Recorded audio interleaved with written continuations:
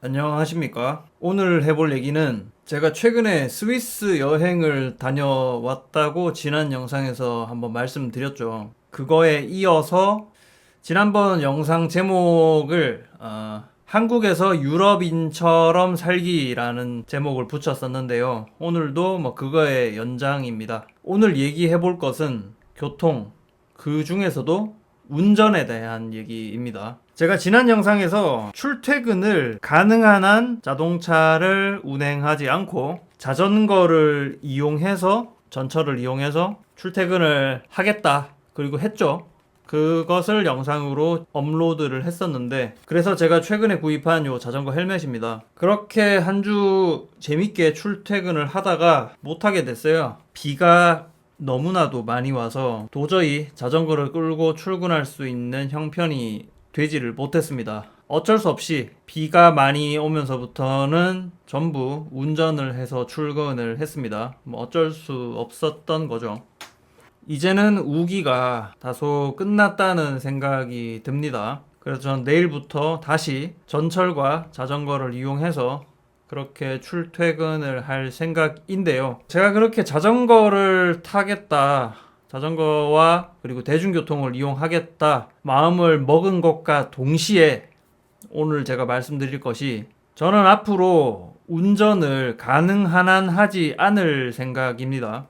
그동안 잘해왔던 운전을 스위스 가기 전부터 가지고 있던 생각이에요. 어느새부턴가 운전이라는 것이 상당히 무거운 책임을 지고 있는 그런 행위, 동시에 상당한 위험 부담을 안고 있는 그런 행위라는 생각이 들어서 점점 운전에 대해서 그 두려움이 마음속에서 점점 커지고 있었어요. 그러다가 제가 스위스를 갔다 온 거고요. 외국에 나가면 그 나라 사람들이 살아가는 풍경을 눈앞에서 몸 가까이 그렇게 보게 되죠. 이번 스위스 여행에서는 그 렌트카를 빌려서 제가 직접 운전을 해서 여행을 했습니다. 우리나라와 상당히 다른, 여러 가지 면에서 상당히 다른 그 운전 문화와 운전 법규, 그리고 그에 따라서 형성된 그 현지 스위스 사람들의 운전 패턴, 습관, 그런 것들이 제 몸과 눈에 엄청 많이 각인이 되었고요.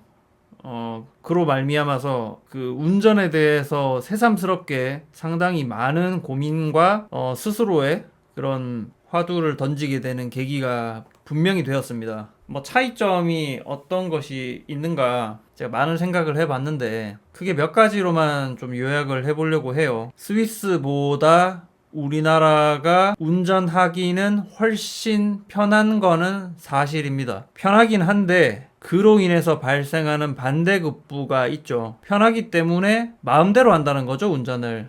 그로 인해서 보다 그런 스위스 같은 나라들보다는 우리나라에서 차를 모는 것이 훨씬 쉽고 비용도 적게 들이면서 차를 소유하고 운행할 수가 있고, 뭐 그런데 그로 인해서 이 운전이라는 행위가 가진 그 위험성, 리스크라는 것이 있잖아요. 그 리스크가 스위스 같은 나라보다 이 우리나라에서는 훨씬 극대화된다 라는 결론을 스스로 내린 겁니다. 우리나라 이 자동차 문화가 도대체 어떤 점 때문에 이제 운전을 가능하면 하지 않겠다 라고 결심을 했냐면은, 첫 번째는 우리나라 사람들은 과속을 너무 밥 먹듯이 합니다. 정말 과속을 쉽게 하고 정말 자주 합니다.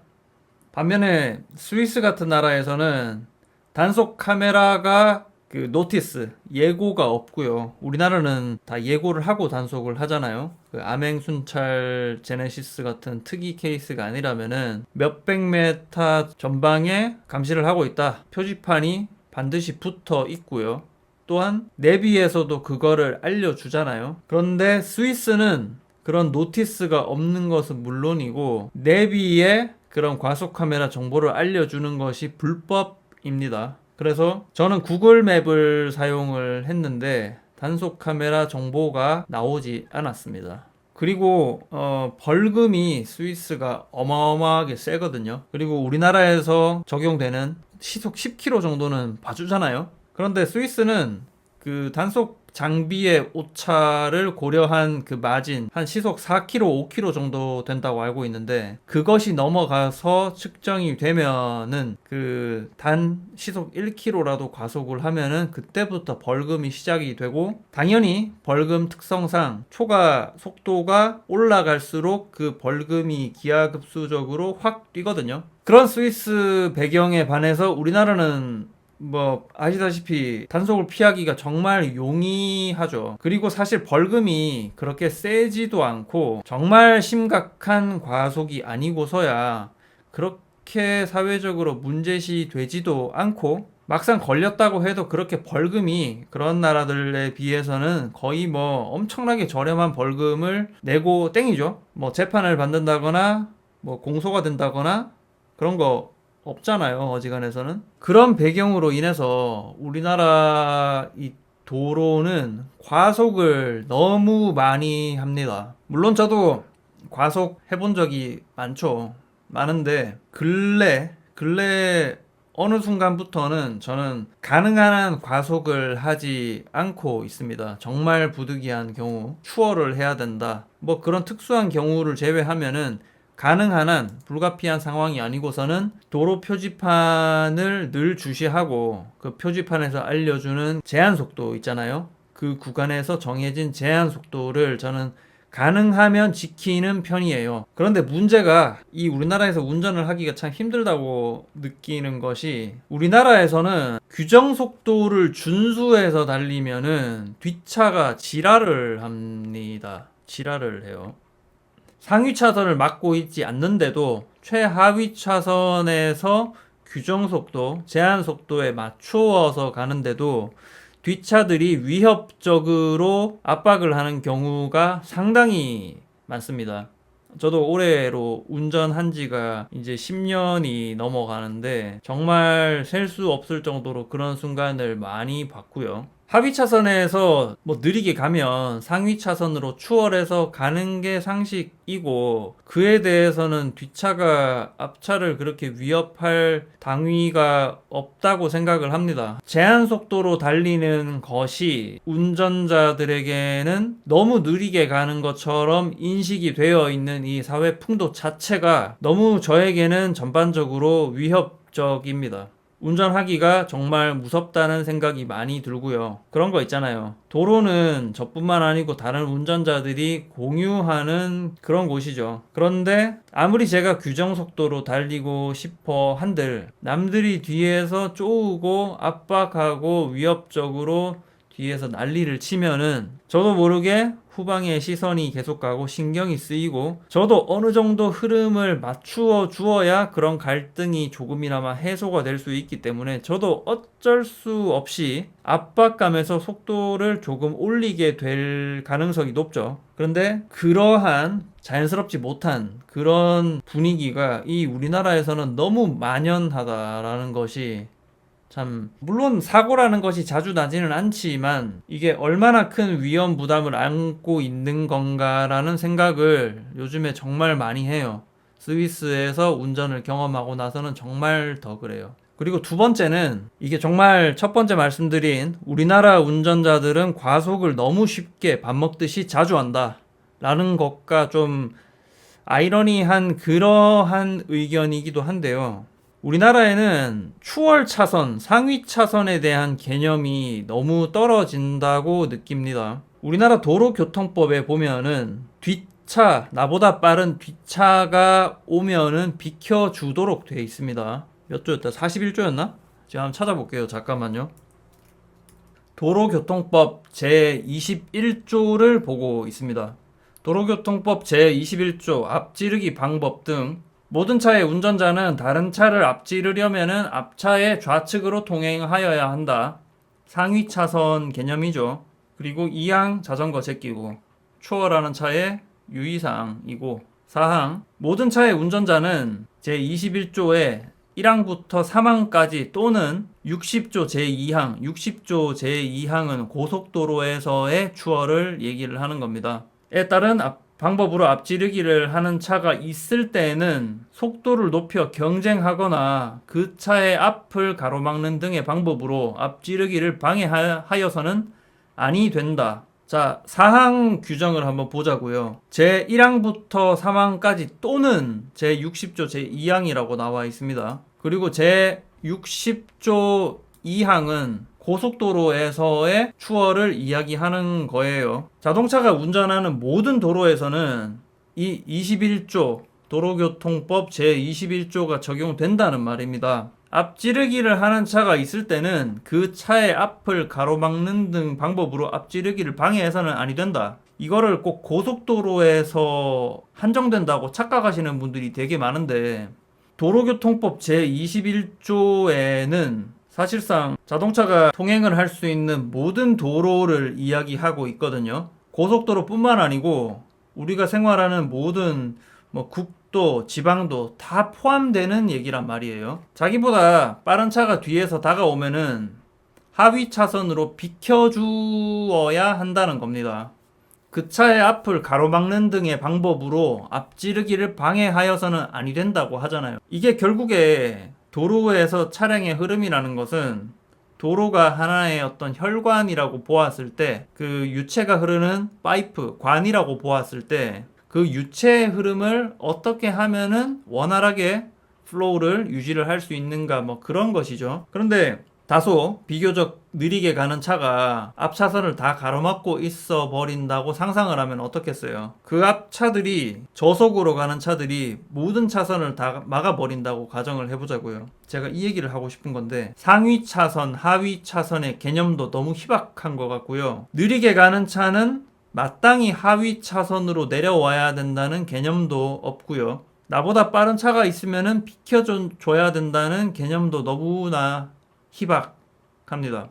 그런데 아까 처음에 말씀드렸듯이 사람들은 운전을 과속을 너무 밥 먹듯이 하죠. 서로 이 상충되는 되게 역설적인 일들이 우리나라에서는 되게 공존하고 있다는 느낌을 정말 많이 받고요. 내가 추월을 하고 싶은데 저속주행차가 상위 차선을 막고 있으니까, 원래 추월은 저기 1항에 보시면 21조 1항 모든 차의 운전자는 앞지르기를 하려면은 앞차의 좌측으로 통행하여야 한다는 조항이 있음에도 불구하고 앞차 새끼가 저속으로 가면서 길을 안 비키니까 앞차의 우측으로 추월하는 경우가 어쩔 수 없이 빈번하게 발생을 하고 있는데도 그것이 뭐가 문제인지 모르는 운전자가 너무 많다는 거, 그게 제가 말씀드리고 싶은 두 번째 이유예요. 그로 인해서 정체가 발생하는 것은 물론이고 도로의 흐름이 제대로 이루어지지 않는 거죠. 그리고 그로 인해서 앞차의 우측으로 추월을 하는 등 여러 가지 파생되는 부작용들을 저는 되게 많이 느끼거든요. 그런데 뭐다? 앞서 말씀드린 첫 번째, 우리나라 사람들은 과속을 너무 쉽게 밥 먹듯이 한다. 는 것과 맞물려서 도로를 달리는 차들은 상당히 과속을 많이 하는데도 불구하고 또 이상하게 느리게 가는 차가 상위 차선을 막고 있다. 그래서 늘 그러한 급정거와 급발진, 급한 차선 변경, 이런 것들이 수시로 너무 빈번하게 일어나는 것이 아닌가라는 생각이 들더라고요. 그러한 이유로 인해서 우리나라에서는 운전을 하기가 상당히 이게 참 위험한 행동이다 라는 생각을 이번에 스위스 여행을 통해서 확신을 하게 된 겁니다. 이게 운전이라는 것이, 운전 문화에 대해서는 우리나라가 유럽보다 후진국인 것은, 유럽 혹은 미국보다, 서양권 국가보다 우리나라가 운전 문화는 후진국이라는 것에 반박할 수 있는 분은 아마 없을 거라고 생각합니다. 물론 우리나라도 차는 이제 꽤나 잘 만들죠. 근데 그거는 물건이고, 이 문화라는 것은 역사가, 세월이 쌓여서 성숙해지는 길을 가야 되거든요. 물건은 막말로 누구 거 좋은 거 뺏겨가지고 가져오면은 갑자기 전에 만들지 못했던 좋은 물건이 뿅 하고 나올 수도 있어요. 그러나 이 문화라는 것은 그렇게 도둑질을 해올 수가 없는 것이죠. 어쩔 수가 없는 게, 미국 그리고 유럽은 지금 자가용이 등장한 지가 이제 한 100년, 한 세기 정도의 세월이 흘렀단 말입니다. 그 모토라이제이션이라고 하죠. 탈 것이, 대중교통으로서의 그런 탈 것이 존재하는 것이 아니라 각 개인이 탈 것을 자가용으로 보유하고 운용하는 그 변화, 그것을 모토라이제이션이라고 하는데, 우리나라의 모토라이제이션은 지금 30년 조금 넘었죠. 대략 90년대 초반부터 각 가정에 차 한 대 이상, 이른바 마이카 시대가 90년대 초부터 우리나라는 시작이 되었습니다. 이제 30년 갓 넘었단 말이죠. 어떻게 변론을 하자면은 우리나라는 아직 모토라이제이션의 역사가 짧아서 아직까지 사람들의 인식 수준이 좀 비교적 떨어지고, 그러다 보니까 도로 교통, 운전 문화도 서양 국가들에 대비해서 떨어진다고 뭐 변론을 할 수 있겠습니다만은, 일단 현실이 그렇다는 거죠. 현실이 그러한 현실에서 저는 운전을 하기가 갈수록 너무너무 두려워요. 그리고 이 운전이라는 것이 정말로 이게 리스크가 크고 정말로 이게 위험 부담이 큰 행동인데, 사람들이 이것을 되게 망각하고 사는 느낌을 저는 많이 받습니다. 운전을 쉬운 거라고 생각하고, 운전은 누구나 할 수 있다고 생각하고, 생활 속에 녹아 있고, 그러다 보니까 이 운전, 그리고 이 자동차라는 물건을 되게 한편으로는 쉽고 가볍게 여기는 사람이 정말 많은 것 같거든요. 근데 자동차라는 물건은 한편으로 정말로 손쉽게 다룰 수 있는 무기가 되기도 하잖아요. 그렇죠? 아무리 가벼운 차도 1톤에 육박하고, 경차 같은 것도 거의 1톤에 가깝죠. 그런데 그 1톤짜리 물건을 우리는 손동작 몇 번, 그리고 발끝으로 컨트롤, 그걸로 그 무거운 물체를 빠르게 운동을 시킬 수가 있단 말이에요. 그리고 그것이 아무런 사고 없이 잘 굴러가면은 정말 편리한 물건이 될 수도 있겠지만, 그것이 사람과 재산을 충격했을 때 벌어질 수 있는 그 결과는 정말 어마어마하게 끔찍하고 무시무시할 수 있다는 사실을, 사실 누구나 아는 사실임에도 불구하고 그것을 너무나 자연스럽게 받아들이고 망각하고 있다는 생각이 정말 많이 듭니다. 우리나라의 문화가 아직 갈 길이 멀어서 그런가, 스위스처럼 벌금이 혹은 공권력의 집행이 스위스 같은 나라처럼 강력하지 않아서 그런가, 뭐가 근본적인 원인인지는 저도 모르겠습니다. 일단 현실이 그렇단 말이에요. 그래서 운전하기가, 다시 한번 말씀드리지만, 갈수록 한국에서 운전하기가 너무 무섭다. 그래서 저는 운전하는 빈도를 가능한 한 줄이려고 앞으로 계속 노력을 할 것이다.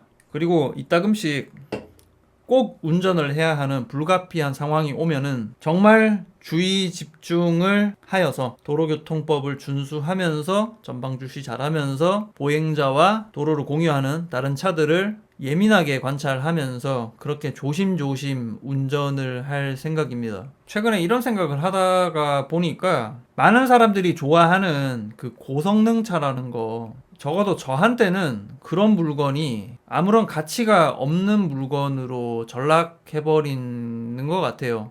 저한테는 그렇다는 말이에요. 저도 과거에 참 많은 남자들이 그런 과정을 거치는 것 같기는 한데, 저도 모터스포츠에 관심이 꽤나 있어 왔고, 그리고 여러 가지 탈 것, 그리고 그런 탈 것의 형식, 뭐 엔진 포맷이라든가 구동 방식, 이런 것들에 오래 전부터 관심을 가져왔고, 여러 가지 경험을 뭐 기회 닿는 선에서는 많이 해본 편이고, 그러다가 보니까 소위 말하는 뭐 드림카 혹은 그런 운전을 통한 어떠한 특별한 경험, 이런 것들을 추구를 해왔던 사람이거든요. 과거 언젠가까지는. 그러면서 그 소위 말하는 고성능차, 그런 것에도 다소 로망이 있고 갖고 싶다라는 생각을 한 적이 분명히 있었습니다. 그런데 제가 지금도 그렇고 앞으로도 이 운전이라는 것이 더욱 무서워지고 조심스러워지고, 그리고 규정에 따라서 제한 속도를 준수하고 도로교통법을 준수하면서 이 운전이라는 것을 해 나가겠다고 결심을 이렇게 새삼스럽게 하고 나니까, 무사람들이 좋아하는 그런 좋은 차, 강력한 차, 고성능 차, 그런 것들이 저한테는 아무런 가치를 가지지 못하는, 심지어 가치가 떨어질 수도 있어요. 그런 차들을 보유하는 것 자체는 차값 자체도 비싸거니와 소모품, 그런 물건을 유지해 나가는 것에 일반적인 차량보다 훨씬 더 많은 품과 훨씬 많은 비용, 그런 것들이 든단 말이에요. 그러니까 필요도 없는데 비싸면 보유할 가치가 떨어지겠죠. 저한테는 그렇게 느껴진다는 말입니다. 우리나라 도로 제한 속도는 제일 빠른 곳이 한 110km죠. 스위스는 120입니다. 근데 우리나라는 120은 넘는 것 같고 100 아니면 110이란 말이에요. 근데 지금 제가 가지고 있는 썩차 아반떼도 시속 120은 쉽게 달리거든요. 그렇게 힘겨워하지 않으면서 뭐 차 안에 경차처럼 엄청난 소음이나 그런 진동이 유입되지 않으면서 꽤나 안락하게 110km, 120km 충분히 쉽게 가는 차를 저는 소유를 하고 있어요. 에어컨 잘 나오고 뭐 크게 시끄럽지 않고 음악도 잘 나오고 승차감 뭐 괜찮고 연비도 장거리 가면은 한 18 가까이 지키거든요. 17점 몇 대로 지켜요. 연비 준수하고. 제가 예전에 시계 얘기를 할 때도 세상에 많은 사치품들이 자기를 알아달라 사달라고 광고를 많이 하는데 그 물건이 내가 원하지 않으면은 그 물건은 아무것도 아닌 게 되는 거거든요. 그래서 제가 그때 했던 말인데 파텍 필립이나 뭐 까르띠에, 롤렉스가 지가 아무리 잘났건 지가 아무리 뭐 대단하건 그런 뭐 귀금속적인 엄청난 뭐 가치를 지닌다고 한들 그 물건을 제가 원하지 않으면은 그 물건들이 저한테 할 수 있는 게 아무것도 없거든요. 원하지 않으니까 그 뭐 투자 가치로서의 그런 거는 제외하고 보통은 근데 그 물건, 그 브랜드의 가치에 매혹돼서 그 엄청난 돈을 그 쪼매난 물건에다가 갖다 바치고 그 물건을 얻으려고 사람들이 많이 원하잖아요. 그런데 내가 원하지 않으면 남들이 뭐랬건 간에 나에게는 아무짝에도 쓸모없는 물건이고 내가 그들에게 페잉하지 않으면은 그들이 나한테 내 인생에 가할 수 있는 불이익은 단 하나도 없다는 얘기를 제가 한 적이 있는데 자동차도 마찬가지인 거죠. 남들이 포르쉐, 맥클라렌, 뭐 페라리 어쩌고저쩌고 해도 저는 그런 차를 마음 놓고 탈 때가 한국에 어디 있겠냐 싶고요. 불법을 저지르지 않는다면은 정말 진짜 탈 곳이 진짜 없다고 느끼고 그런 고성능 차를 유지하는데 돈과 품이 일반적인 차들보다 훨씬 많이 들고 그리고 그런 힘이 센 차를 타면은 위험해요. 과속을 할 확률이 높겠죠. 약간 스포츠 세팅의 차들은 고회전형 세팅의 그런 차들이 많기 때문에 엔진이 고회전형이면은 나도 모르게 과속을 부추기게 되는 그런 그 부작용이 있걸랑요. 그러니까 결국에는 더 위험하게 운전을 할 확률이 높다는 얘기죠. 뭐 이런 생각을 하면서 그런 정말 많은 사람들이 좋아하고 관심을 가지시는 그런 자동차라는 물건에 대해서도 저는 아무 생각이 없어진 것 같고 아무 생각이 없어짐으로 인해서 남들보다 그 점에서는 훨씬 자유로워졌다고 생각을 합니다. 저는 내일부터는 비가 안 올 것 같은데 내일 출근부터 다시 자전거를 끌고 전철 열차를 타고 그렇게 출퇴근을 이어나갈 생각이고요. 최근에 제가 보험료 갱신을 했어요. 근데 15,000km를 연간 15,000km를 넘게 타서 주행거리에 따른 보험료 환급을 단 한 푼도 받지 못했거든요. 근데 꼭 내년에 보험 갱신을 할 때는 남은 기간 동안 차량 운전을 계속 최소화를 해서 내년에는 기필코 주행거리 환급을 꼭 받았으면 하는 목표가 있습니다. 제가 스위스 여행을 하면서 그리고 최근에 하던 그 운전에 대한 생각들 좀 말씀드려 봤고요. 뭐 공감이 되실지 잘 모르겠지만 오늘은 여기서 마무리하겠습니다. 감사합니다.